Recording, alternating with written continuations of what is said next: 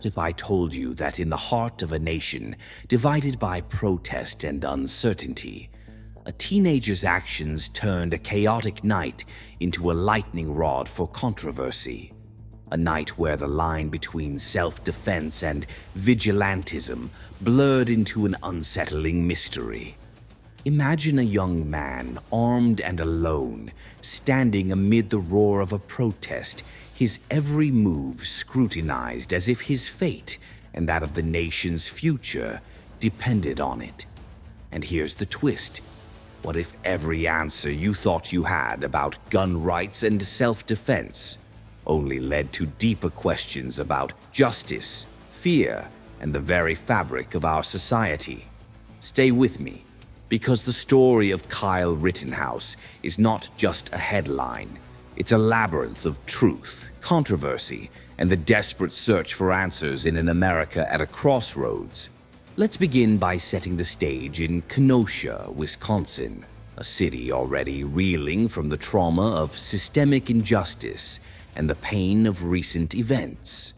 On the humid afternoon of August 25th, 2020, Kenosha was a cauldron of protest and uncertainty. The streets buzzed with the raw energy of a community demanding change.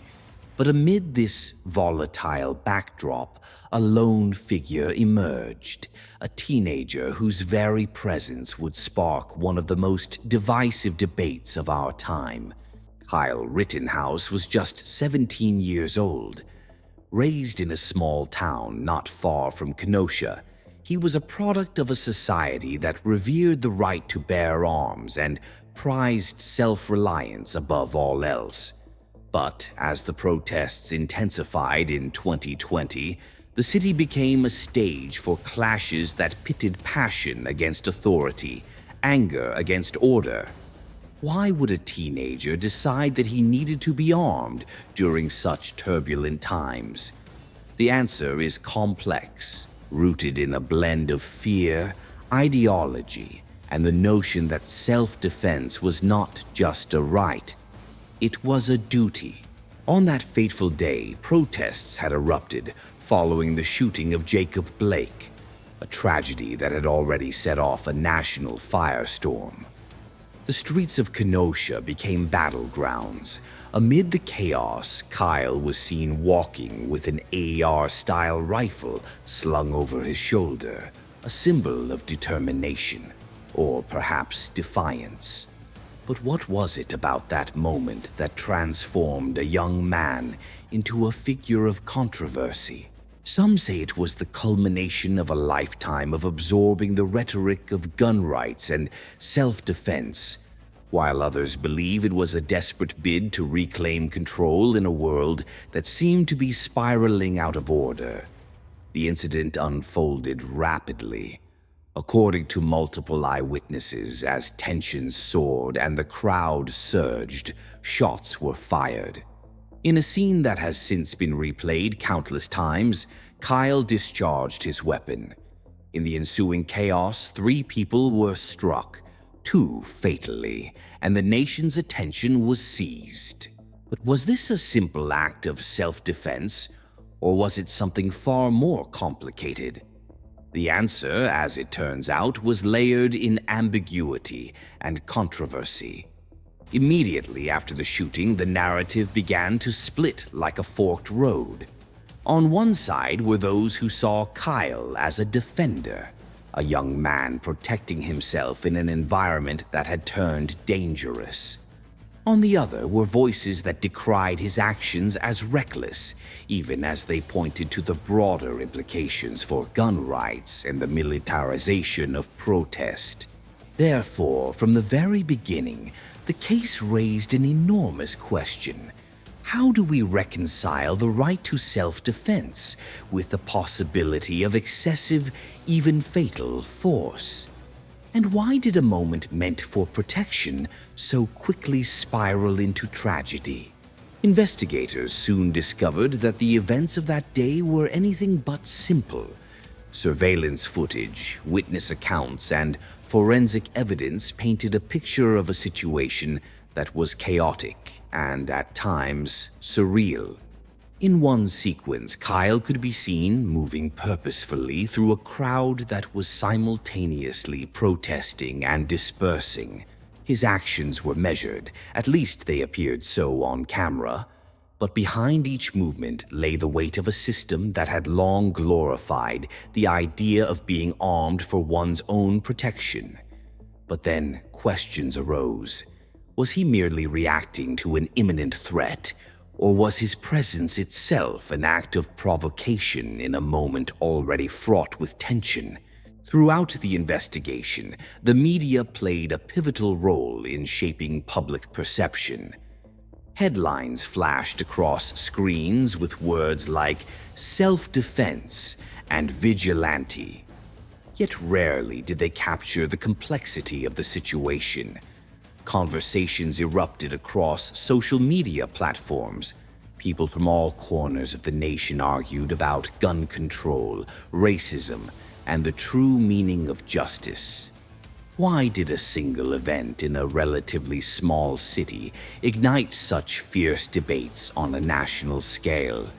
The answer lay in the intersection of multiple crises: racial tensions, the legacy of police violence, and an America deeply divided over the right to bear arms. Many who watched the footage of that day couldn't help but ask, how could a teenager with barely any experience in the world of violence become the focal point of such a charged debate? Kyle's story was not just his own. It was a mirror reflecting the myriad contradictions within our society. On one hand, he was a minor, still growing up and grappling with the responsibilities of adulthood. On the other, he was suddenly thrust into the limelight as a symbol of self-reliance, his every action dissected and discussed. But here's where it gets even more intriguing. Every time a new piece of evidence emerged, every testimony was re-examined, the narrative shifted once again. And so, with each twist and turn, the case deepened the mystery rather than resolving it. In the courtroom, the debate over Kyle's actions was fierce. The prosecution argued that his use of deadly force was disproportionate to the threat he faced, while the defense maintained that he acted in self-defense, a teenager forced into a life-or-death situation by a volatile crowd. Therefore, the legal battle became a microcosm of the national debate over gun rights. Was this an isolated incident born out of a unique set of circumstances, or was it indicative of a broader culture that valorizes self-defense to a dangerous extreme? Each argument, each piece of evidence, only led to further questions. Why is it so difficult to find a balance between the right to protect oneself and the responsibility to prevent unnecessary loss of life? One of the more perplexing aspects of the case was the role of social media. As videos of the incident went viral, the narrative began to splinter. Some clips suggested a scenario in which Kyle appeared calm and deliberate, while others captured moments of apparent panic. The viral nature of these clips meant that the public was fed a constant stream of partial truths and incomplete narratives. But why did the medium of social media, with its rapid-fire dissemination of information, seem to complicate the pursuit of truth rather than clarify it? Furthermore, the case raised questions about the nature of protest and the role of violence within it. The Kenosha protests were born out of frustration and a demand for change, a desire to see a more just society. Yet, in the midst of that fervor, a violent act occurred that shattered any simplistic understanding of the right to protest. Was Kyle Rittenhouse an unwilling participant in an out-of-control situation, or was he a willing agent, ready to take the law into his own hands? The tension between these interpretations underscores a deeper truth about the state of our nation. A nation where fear and hope collide in unpredictable ways. As legal experts debated the implications of the case, one thing became clear. The Kyle Rittenhouse case was more than just a legal battle. It was a cultural flashpoint. It forced us to confront uncomfortable questions about who gets to decide what is self-defense and what is excessive force. It forced us to ask why our society is so divided on the issue of gun rights, and how a single event could encapsulate decades of conflicting ideologies. Every time I revisit the case, I am struck by the way it forces us to examine our own values, our own fears, and our own definitions of justice. But the controversy didn't end with the verdict.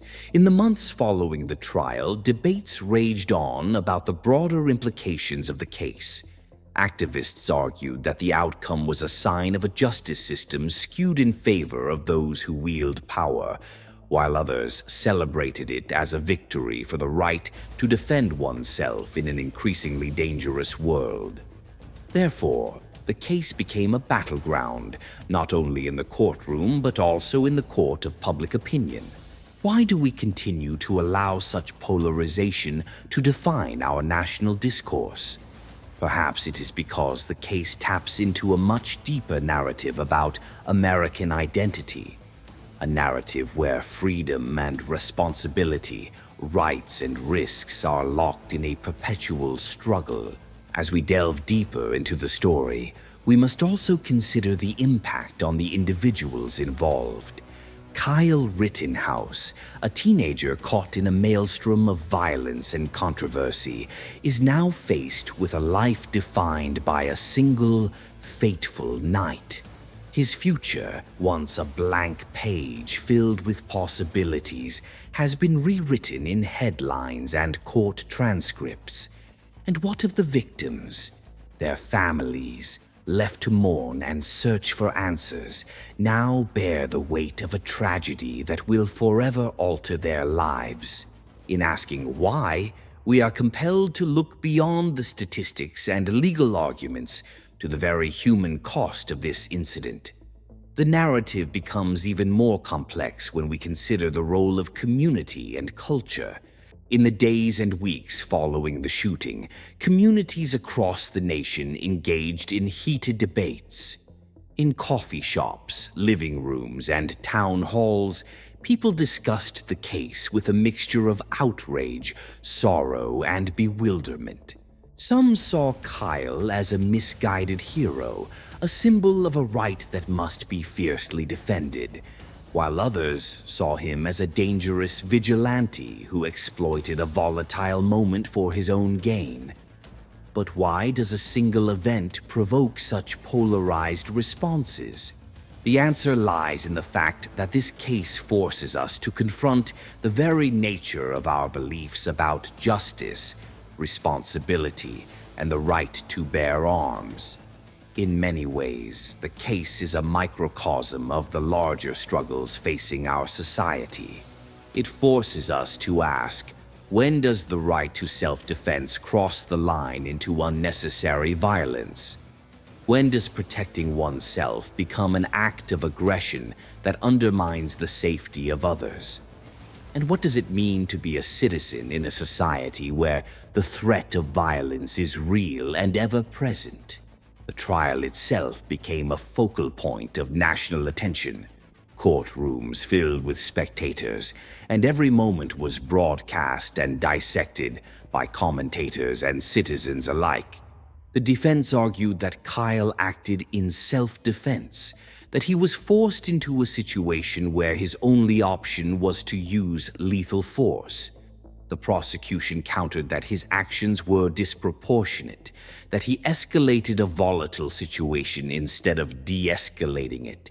Therefore, the legal battle became a microcosm of the national debate over gun rights. Every day, as more evidence was presented and arguments made, the nation was forced to confront a singular truth. Our system of justice is deeply entangled with the values we hold dear, yet it is also riddled with contradictions. Why is it that a case like this can so sharply divide public opinion? Perhaps it is because the case is not just about a shooting. It is about the very soul of our society, about the balance between individual rights and collective responsibility. Now, as we approach the present day, the aftermath of that fateful night continues to resonate. The Kyle Rittenhouse case has become a symbol, an emblem of the unresolved tensions that have plagued our nation for generations. For some, it is a vindication of the right to defend oneself in the face of chaos. For others, it is a grim reminder of the dangers inherent in a society that glorifies violence and permits easy access to lethal weapons.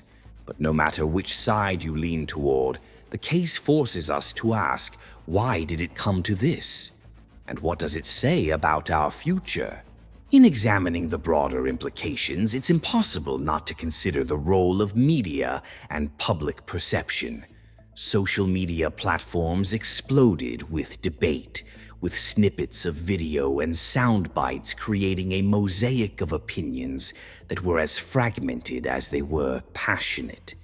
The digital age has a way of distilling complex events into viral moments, and the Kyle Rittenhouse case was no exception. But why do these snippets, these rapid-fire exchanges, often distort the truth rather than clarify it? And so, as we navigate the legacy of this case, we are left with an enduring puzzle, a tapestry woven from threads of tragedy, legal complexity, and cultural identity. Each thread tells a story, and every time we pull on one, more unravel. The case raises profound questions. What is the true nature of self-defense? Where do we draw the line between protecting oneself and perpetuating violence?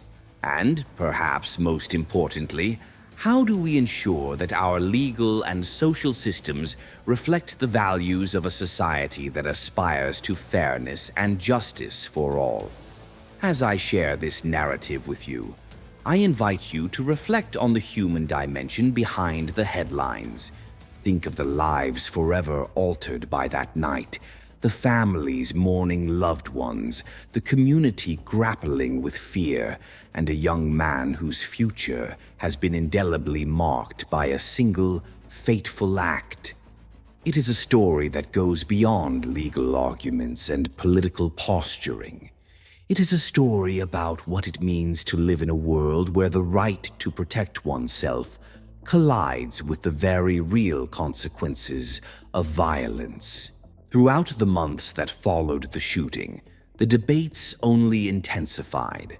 Public figures, legal experts, and everyday citizens each offered their own interpretations, sometimes clashing in a cacophony of opinion. Some argued that the case was a necessary test of our nation's commitment to individual liberty, while others warned that it signaled a dangerous precedent, one where the use of deadly force could be justified in too many circumstances. Therefore, the conversation became not only about Kyle Rittenhouse, but about the very fabric of American society. Why do we continue to allow such polarization to define our national discourse? Perhaps it is because the issues at stake, race, rights, and the right to live without fear, are too fundamental to be easily resolved. How does a 17-year-old, barely out of adolescence, come to embody the weight of a nation's debates on gun rights and self-defense? The answer is as disturbing as it is complex. In a society that often idealizes youth as symbols of hope and progress, this case turned that image on its head, exposing the harsh realities of growing up in an era defined by division and uncertainty. And this contradiction raises one final poignant question. What does it mean for our future if the very young are forced to confront such overwhelming responsibility and scrutiny? As the legal proceedings continue to unfold and the nation grapples with the implications of that night, The Kyle Rittenhouse case remains an ever-evolving story. It is a case that has challenged preconceptions, sparked passionate debate, and left an indelible mark on the collective consciousness of our country. And while many details remain contested and interpretations vary wildly, one truth stands clear.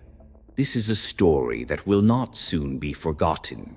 Every day, new developments, whether in the courtroom, in the media, or in the public conversation, serve as a reminder that the issues at the heart of this case are far from resolved. They are reflections of a society still searching for its identity, still struggling to balance the rights of the individual with the needs of the community. And as we continue to debate and discuss, one question echoes louder than the rest. Why must we allow such divisiveness to persist, and what can be done to build bridges where there are now chasms? In the final analysis, the Kyle Rittenhouse case is more than a legal controversy or a headline. It is a window into the complexities of modern America. It forces us to examine our own beliefs about justice, freedom, and the right to live in peace. It challenges us to consider the consequences of our choices, both as individuals and as a society. And it compels us to ask difficult questions, questions that may never have easy answers but are essential if we are to move forward. As we piece together the fragments of this ongoing saga, I invite you to join me in reflecting on what this case means, not just for those directly involved, but for all of us. How do we define self-defense when the stakes are so high? What does it truly mean to protect oneself in a society where violence is both a right and a risk? And ultimately, what kind of future do we want to build when our choices echo across generations? Every answer leads to another question. Every testimony, every piece of evidence adds another layer to the mystery. And while the legal debates rage on and the public remains divided, one thing is certain. The Kyle Rittenhouse case has forever altered the landscape of American discourse on gun rights and self-defense. In the end, this story is not simply about a single night in Kenosha, Wisconsin. It is about the collision of ideology and reality, the struggle for justice in a turbulent time, and the enduring quest to understand the true cost of our freedoms. It is a reminder that even in the darkest moments, the search for truth continues, and every question we ask brings us one step closer to understanding the world we live in. If you've been captivated by this deep dive into the Kyle Rittenhouse case, then you're not alone. Every twist, every unanswered question speaks to the complexities of our society, a society where the pursuit of justice is as fraught with contradiction as it is with hope. And if you love exploring stories that force us to confront the most challenging issues of our time, then stick around for what's coming next. Because trust me, the next chapter will be even more thought-provoking and revealing. I want you to join the conversation.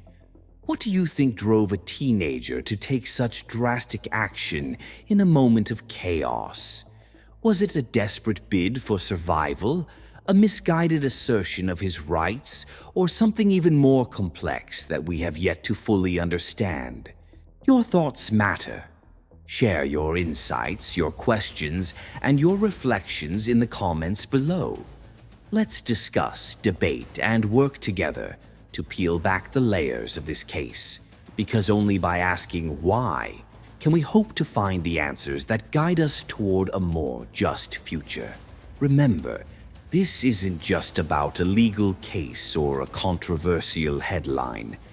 It's about our collective journey to understand the balance between individual rights and communal safety, and the difficult truths that lie at the heart of our society. So if you're ready to keep questioning, To keep seeking truth amid the chaos, hit that notification bell, subscribe to our community of inquisitive minds, and join us as we continue to unravel the stories that shape our world. Stay curious, stay vigilant, and above all, never stop asking why. Every revelation, every debate, every question is a step toward understanding, and perhaps toward building a future that truly reflects the best of our shared values. Thank you for watching. I can't wait to see you in the next deep dive into the stories that challenge everything you thought you knew. Because the truth, as always, is stranger than fiction.